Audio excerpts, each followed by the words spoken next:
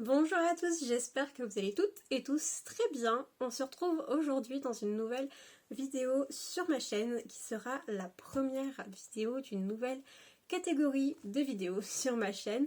Il va s'agir de vidéos concernant le bullet journal et pour cette première vidéo, j'ai décidé de vous présenter mon bullet journal actuel. Vous voyez qu'il n'est pas beaucoup rempli, tout simplement parce qu'on est actuellement au mois d'avril. Je viens tout juste de le reprendre. C'est pour ça qu'il n'y a pas grand chose dedans pour l'instant, mais vous allez voir qu'au fur et à mesure des mois, il va pas mal se remplir. J'ai eu plusieurs formes d'organisation, plusieurs formes de bullet journal. Je vous parlerai de tout ça dans une prochaine vidéo. Et moi, je vous laisse avec la suite de celle-ci. Comme vous pouvez le constater, mon bullet journal se présente sous la forme d'un classeur. Donc un classeur comme ceci, de taille A5. Donc je sais très bien que ça ne va pas forcément plaire aux puristes du bullet journal, puisque le principe du bullet journal est d'avoir un carnet vierge et de tout mettre à la suite selon nos idées et nos inspirations comme ça nous vient. Moi, c'est pas une organisation que j'aime pour l'avoir testé. Je préfère avoir un bullet journal sous format d'un classeur, un petit peu comme un planeur, mais que je continue de créer moi-même. Donc j'ai pris un classeur de taille A5 avec 6 trous, et ce que je fais, c'est que j'achète des ramettes de feuilles à pointillés pour pouvoir continuer de créer moi-même mon bullet journal. Pour faire quelque chose qui me ressemble à 100%, ce que j'ai fait, c'est que j'ai aussi créé mes propres intercalaires. Si c'est quelque chose qui vous intéresse, dites-le moi dans les commentaires et je vous ferai une vidéo pour vous montrer comment je les ai réalisés. Donc en fait, j'ai subdivisé mon bullet journal en deux parties. Donc j'ai une première intercalaire, j'ai fait un petit peu sur le thème d'Harry Potter parce que j'adore ça, je suis fan. Donc vous avez une première intercalaire avec la carte du maraudeur, comme ceci, et une deuxième intercalaire avec Sirius Black, parce que c'est mon personnage préféré, donc avec le journal et l'affiche. Et donc pour finir, à la fin, comme c'est un classeur transparent, j'ai remis, toujours dans l'ambiance de la carte du maraudeur, une petite illustration comme ceci, et une deuxième comme ceci avec le conte des trois frères. Ici, donc tout à la fin de mon bullet journal, j'ai cette pochette transparente avec un zip qui me permet de ranger tout ce qui me sert à faire mon bullet journal un petit peu. C'était livré avec mon classeur quand je l'ai acheté. Si ça vous intéresse, je vous remettrai tous les liens dans la barre d'infos, ne vous inquiétez pas.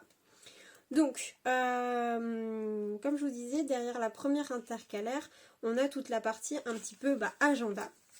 C'est un bullet journal que j'avais commencé à créer en début d'année scolaire, donc au mois de septembre. Donc j'avais fait un calendex qui va donc de septembre à août, parce que j'avais fait sous le format année scolaire, où le calendex, je note pas énormément de choses dedans, je note surtout au niveau des vacances scolaires et qui sont en rose.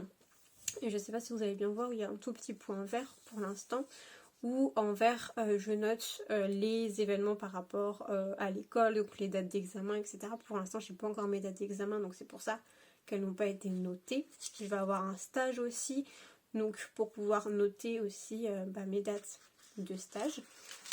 J'avais fait ensuite un futurlog, donc sous ce format-ci, donc le futurlog avec par mois, donc le petit calendrier, et puis pour pouvoir écrire les événements qui viendront, puisque voilà, au bullet journal, comme on fait à peu près tout mois par mois, si on a déjà un événement qu'on sait qui va arriver dans 3 mois mais qu'on n'a pas encore préparé notre mois, au moins on peut se le noter quelque part. Donc mon futurlog qui prend 2 doubles pages. On arrive ensuite au mois d'avril. Donc comme je vous disais, en fait mon bullet journal, j'ai commencé à le créer pour la rentrée scolaire, donc pour le mois de septembre. J'avais commencé à le faire mais je l'ai complètement délaissé. J'ai choisi de le reprendre maintenant au mois d'avril. J'ai choisi aussi de ne pas refaire mon calendex et de ne pas refaire mon futur log tout simplement parce qu'ils vont jusqu'au mois d'août, donc je referai ça quand ils seront terminés. Je vais pas refaire des pages alors que j'ai encore la possibilité d'écrire dedans. Donc pour le mois d'avril, j'ai décidé de faire sur le thème d'Harry Potter. Donc ce que j'ai fait, ce que je veux faire, vous allez voir dans la vidéo de l'évolution de mon bullet journal que je posterai après celle-ci, où avant je faisais soit beaucoup de dessins qui me prenaient beaucoup de temps, ou alors c'était très minimaliste. Là ce que j'aimerais faire, c'est avoir un bullet journal qui soit à la fois minimaliste mais assez beau, donc quelque chose qui puisse être joli sans que je mette trop de temps. Donc ce que j'ai opté en fait, c'est de faire des collages tout simplement. Donc par exemple pour écrire mon mois d'avril, j'ai tout simplement pris du papier craft que j'ai déchiré, j'ai écrit avril dessus et je l'ai collé. J'ai fait mon mois, et ce que je fais, c'est que j'entoure la date s'il y a quelque chose à ce moment-là, et je souligne si c'est un événement qui prend plusieurs jours. Et donc ensuite, en dessous, j'ai fait un collage pareil. On passe ensuite à mes semaines. Donc j'ai ma petite règle aussi qui sert de marque-page, qui était aussi avec le classeur quand je l'ai commandé.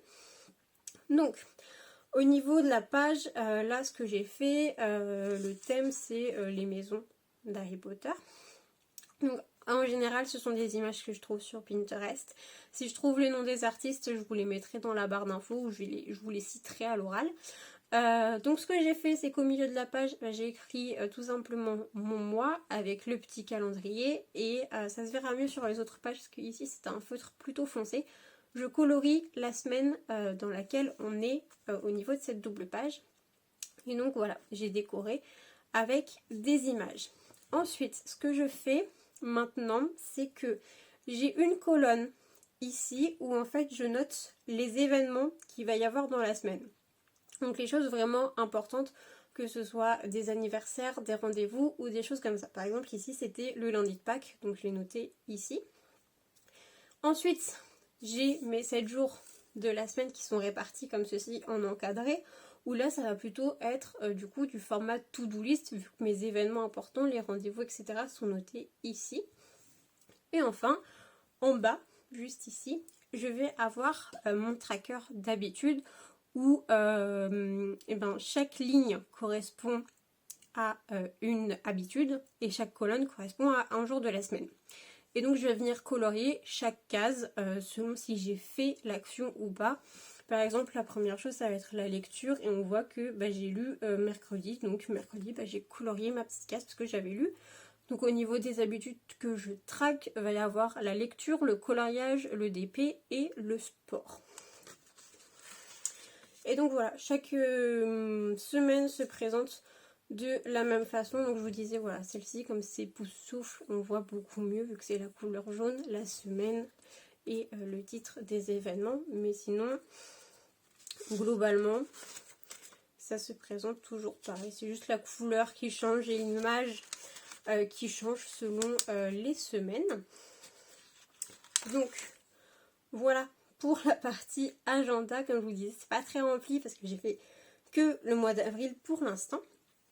Et on passe donc à la deuxième partie de mon bullet journal, où là ça va être toutes les collections. Donc on va avoir la première intercalaire. J'ai fait une page donc de wishlist comme ça, qui est très simple à faire. C'est tout simplement encore le papier craft que j'ai déchiré, que j'ai collé. J'ai dessiné un carnet rapidement et j'ai fait comme si la page était déchirée en bas. J'ai ensuite fait un tableau pour suivre les commandes que je fais en ligne. Donc je vais écrire la date à laquelle je passe ma commande, le site internet, ce que j'achète, le montant que ça m'a coûté, la date d'estimation de livraison et la date à laquelle je l'ai reçu. Juste à côté, j'ai fait un petit tableau sur les produits terminés, donc principalement justement les produits un petit peu de beauté, de soins, etc. Où je mets le nom de la marque, ce que c'est, si j'ai aimé, si j'ai pas aimé, si je souhaite le racheter ou si je ne le rachèterai pas. voilà pour ça.